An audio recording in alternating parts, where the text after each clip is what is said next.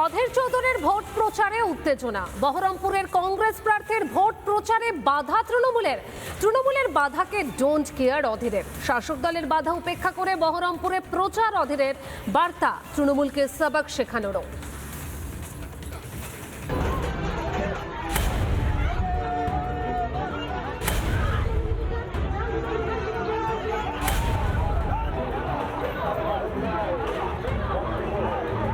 তৃণমূল যদি রক্তারক্তি চায় তো রক্তারক্তি হবে। তৃণমূল যদি মনে করে রক্তারক্তি করতে চায় তো রক্তারক্তি হবে না। বহরমপুরে অধীর চৌধুরীকে ভোট প্রচারে বাধা। কংগ্রেস কর্মীদের মারধরের অভিযোগ। অধীরের প্রচার চলাকালীন গন্ডগোল পাকায় 19 নম্বর ওয়ার্ডের তৃণমূল কাউন্সিলরের দলবল।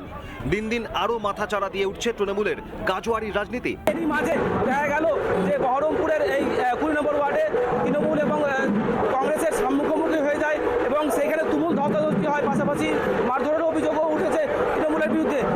তৃণমূলের হামলা হুমকি রাজনীতির মুখে দমতে নারাজ। শাসক দলকে বুঝে নেওয়ার হুঙ্কার অধীরের। কংগ্রেস প্রার্থী কি বললেন শুনুন। মানে তো ওরা আমার কাছে পরাজিত, আর এবার আবারও বলে দিচ্ছি পিছিয়ে যাবো এবার একদম। আর তৃণমূল যদি রক্তারক্তি চায় তো রক্তারক্তি হবে। তৃণমূল যদি মনে করে রক্তারক্তি করতে চায় তো রক্তারক্তি হবে না, হুঁশিয়ার করে দিলাম।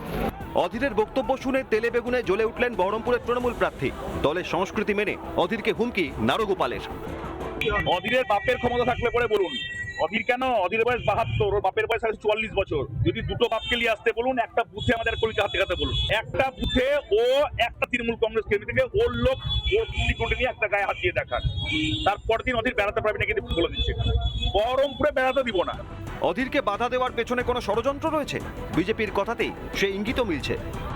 আমার মনে হয় ওরা একটু অধীর তার গুরুত্ব বাড়াচ্ছে। উনি তো হারিয়ে গেছিলেন, যাতে ওখানে বিজেপিকে হারানো যায়।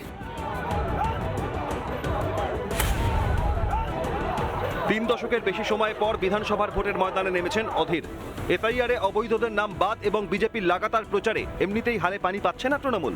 বহরমপুরে অধীর প্রার্থী হতে আরও ফাঁপড়ে পড়েছে তৃণমূল। সেই কারণেই কংগ্রেস প্রার্থীকে বাধা। বহরমপুর থেকে শ্রীমন্ত দাসের রিপোর্ট, রিপাবলিক বাংলা। নানা ধরনের কন্টেন্ট দেখার জন্য লাইক করুন, শেয়ার করুন আমাদের ফেসবুক পেজ, সাবস্ক্রাইব করুন আমাদের ইউটিউব চ্যানেল। পাশাপাশি অন্যান্য ব্রেকিং নিউজের জন্য অবশ্যই চোখ রাখুন রিপাবলিক বাংলায়।